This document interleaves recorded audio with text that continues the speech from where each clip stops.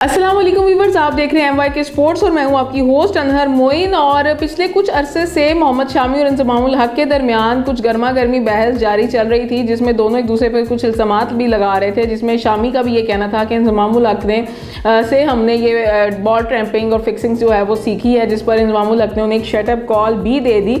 लेकिन अभी जो एक लेटेस्ट न्यूज़ मोहम्मद शामी की तरफ से वो आई है कि वो हिंदुस्तानी क्रिकेट टीम के सरफहरिस्त जो फास्ट बाउलर्स हैं उनमें उनका शुमार होता है और उनका पूरा सफ़र जो है वो चैलेंजेस से भरा हुआ है और उनके लिए बहुत सारे चैलेंजेस जो हैं। ज़ाहिर बात है, जब आप एक किसी क्रिकेट टीम का हिस्सा होते हैं और आप एक कामयाबी की मंजिल तय कर रहे होते हैं, तो जितना कामयाब आप होते जाते हैं उतने ज़्यादा चैलेंजेस आपके सामने खड़ा होना शुरू हो जाते हैं। आपकी ज़ातियात डिस्कस करना शुरू कर देते हैं लोग।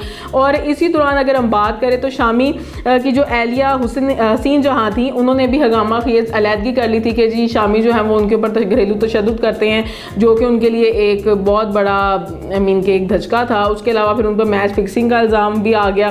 तो उनके दो दोस्त हैं अमीश कुमार और शुभंकर मिश्रा, उन्होंने पॉडकास्ट में इस चीज़ का इंकशाफ किया कि जब शामी के ऊपर ये इल्ज़ाम लगा तो वो उस वक्त हर चीज़ से लड़ रहा था। वो घरेलू तौर पे भी बहुत ज़्यादा परेशान था, माशरे की बातें भी सुन रहा था, फिर उसको BCCI में अपनी पोजीशन क्लियर करनी मुश्किल हुई थी। तो ऐसे में वो खुदकुशी का सोच रहा था और तमाम लोग जो हमारे इर्द गिर्द थे वो काफ़ी ज़्यादा परेशान थे।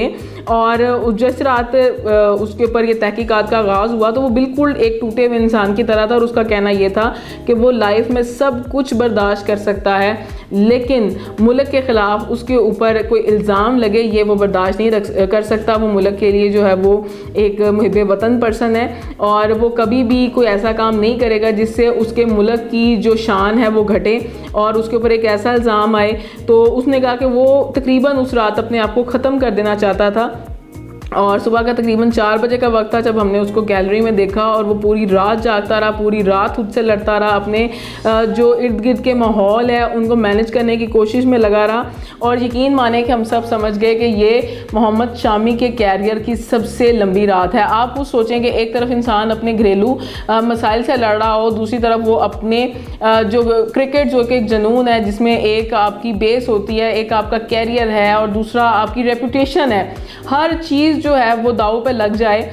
स्पेशली सबसे बड़ी चीज़ रेपुटेशन होती है और मोहम्मद शामी की जो रेपुटेशन थी वो बुरी तरह डैमेज हो चुकी थी और बाकायदा इस हवाले से तहकीकात हो रही थी और हर चीज़ जो है वो वाज़ह तौर पर सामने आनी थी। और जब तहकीकात का आगाज़ हो जाए और आपको मुजरिम मान लिया जाए, बेशक आप क्लियर भी हो जाएं, तो वो एक खुशी अलग से होती है या आप अपने आप में क्लियर हो, वो भी एक अपनी ज़मीर का एक मुतमईन होना होता है। लेकिन जिस वक्त मुल्क के ख़िलाफ़ एक इल्ज़ाम आ जाए कि आप गद्दार वतन हैं और आपने जो है वो गलत किया है, अपनी जो मैच फिक्सिंग की है और ये तमाम जो चीज़ें सामने आती हैं, तो इससे इंसान वाकई कुछ अरसे के लिए जो है वो टूट जाता है। और ये बात वाज़ेह तौर पर मोहम्मद शामी के करीबी दोस्तों ने इसे महसूस किया और यही चीज़ पॉडकास्ट में उन्होंने वजाहत के साथ बयान भी गई। लेकिन फिर उन्हें फ़ोन आया कि तहकीकात करने वाली जो कमेटी है उन्होंने उसे क्लीन चिट दे दी है, जिस पर वो खुश हो गए और उनका जो कैरियर है उसके ऊपर से ये धब्बा हट गया।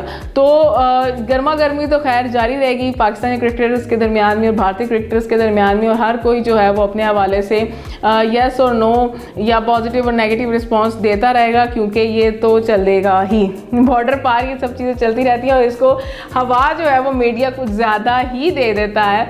तो मिलेंगे इंशाल्लाह आपके साथ नए वीडियो में। दीजिए अनहर मोइन को इजाज़त। अल्लाह ने के बाद।